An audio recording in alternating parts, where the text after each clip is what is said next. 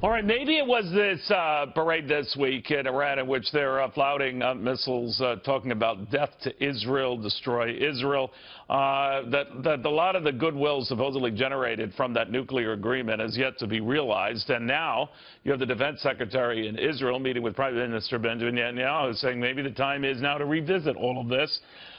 From a legal perspective on this, I want to go to Professor Emeritus, multiple best-selling author and Harvard Law School genius, Alan Dershowitz.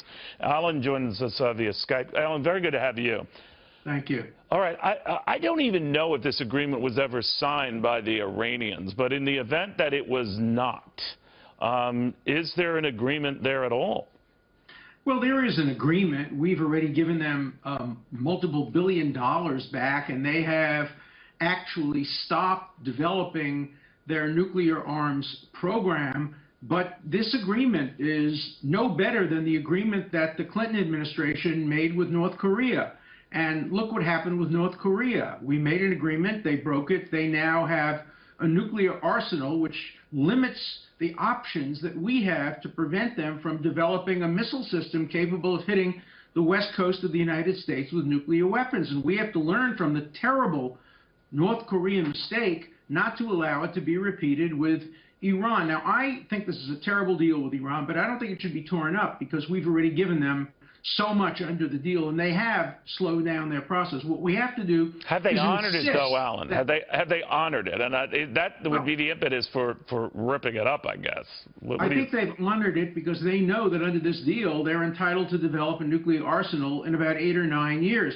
We have to enforce the first part of the deal that says, quote, Iran reaffirms that it will never under any circumstances, seek to acquire or develop nuclear weapons. We need Congress to enact the law now, saying that's part of the foreign policy of the United States.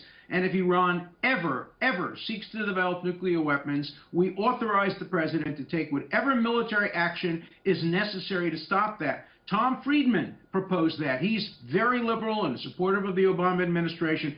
Would the Iranians have to write off on that, Alan? Would the Iranians have to, if you add a paragraph or a line like that, and the Iranians refuse to sign it because they say you're altering the deal to which we agreed, and this other stuff that the Secretary of State mentioned earlier in the week about provocative actions Iran has taken around the globe, they are got nothing to do with this deal. Then what? Now, first of all, let's divide it into two. They have already said in the deal itself, we reaffirm we will never under any circumstances. All we're doing is holding them to their words. All we're doing is saying we accept that part of the deal as binding as every other part of the deal.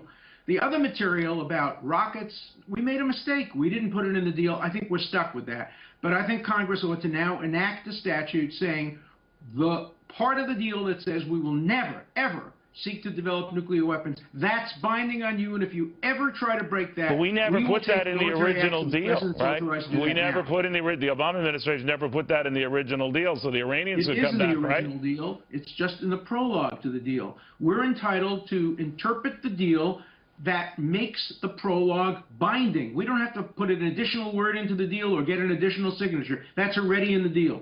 Is it really? Because the Iranians will differ with that, won't they? They'll say, well, wait a minute. Well, then they signed on to a deal that included a line like that. Why would we want to emphasize the line again? Because they claim that it's only in the prologue to the deal, and there's some vague international law that says that the only binding parts of a deal are the parts that are in the body, not the prologue. But we're entitled to interpret the deal in the context of what they agree to in the prologue. So we don't have to change